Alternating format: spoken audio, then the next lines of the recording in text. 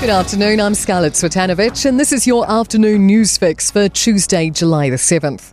Hundreds of Kaikoura residents have been told to evacuate as floodwaters threaten homes and roads. A state of emergency is being declared after the Kowhai River breached its banks. A red heavy rain warning covers Kaikoura, North Canterbury and Marlborough until early Wednesday. State Highway 1 is closed between Waipara and Ward. The US is condemning China testing a ballistic missile in the South Pacific yesterday as its trajectory is revealed. Political reporter Ethan Griffiths has more. Newstalk ZB understands the missile passed over the exclusive economic zones of Micronesia, Nauru and Kiribati, landing between Kiribati and Tuvalu. Foreign Minister Winston Peters says the Beehive was warned of the test, but is concerned. US State Department spokesman Tommy Pigott says the US is working harder than ever against nuclear proliferation as China builds up its stock. Tommy Pigott urged China to commit to a notification regime. And our Prime Minister says the test is concerning and unacceptable. Chris Luxon says the government's expressed its concerns very clearly to China and is talking with Pacific partners.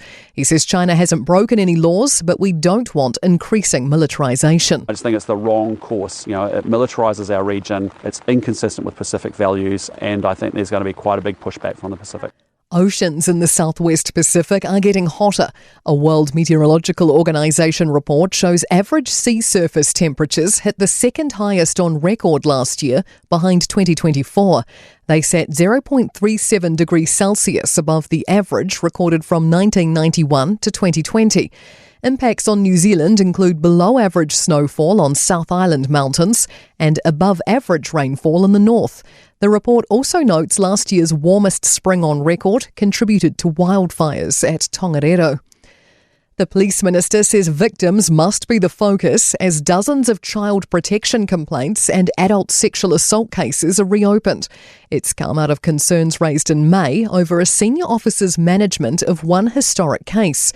Emily Ansell reports. More than 1,000 cases under his oversight were reviewed and 53 revived for investigation, and he's now subject to an employment process. Mark Mitchell says his expectation is victims with files being reopened are getting information and support.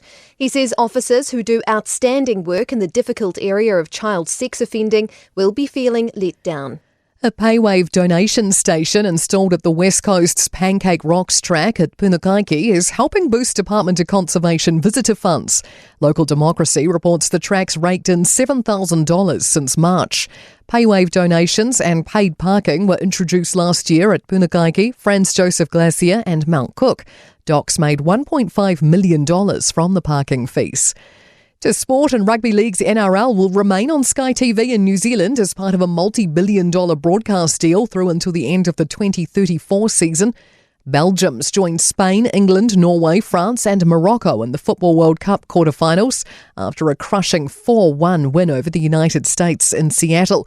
And the All Blacks Test match against Italy will be the only rugby on in Wellington this weekend, with club competitions cancelled due to a recent increase in referee abuse.